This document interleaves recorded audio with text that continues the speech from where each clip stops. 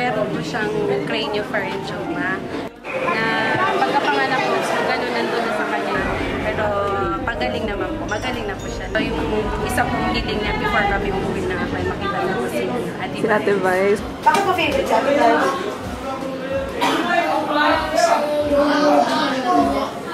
Ayan na siya, si Raj. Hi! How are you? Okay naman. Kumusta ka ngayon? Masaya ka ba? Opo. Masaya ka naman? Bakit ka masaya? Bakit ka masaya? First time ko lang dito. Ah, talaga? Opo. Ang ganda ba ako? Matatawa ka, comedy ba yun? Joke ba yun? Joke ba? Ay, no po! Joke yung maganda ako? Joke pa yung maganda ako, ha? Bakit, Raj? Ano bang totoo mong pangalan? Idami Franjo. Okay na yung Raj. Ano tayo sa Raj? May tahi ka pala dito, oh. Pareho tayong may tahi din ako. Oh, pareho tayong may tahi. Oh, ibig sabihin niya, pag may tahi ka, masaya pa din. Diba? Kahit may tahi ka, kahit mahaba, kahit sa ulo, kahit sa tiyan, kahit saan, kahit may tahi ka, pwede ka pa rin maging masaya. Lalo ka na, kasi ang bata-bata mo pa, di ba? Pag bata, dapat araw-araw masaya.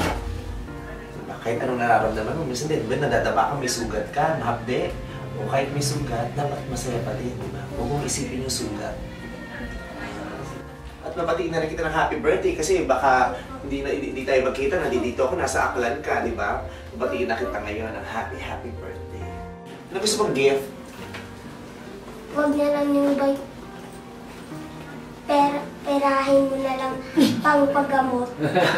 Lagi mag-smile ha. Lagi mag-pray.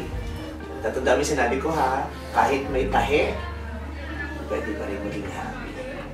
Okay. I love you. Napakasimpleng tao. Parang hindi plastic.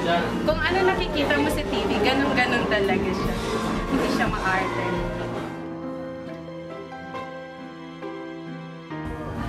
Thank you. Be happy. Smile. Pati ka na smile na maganda.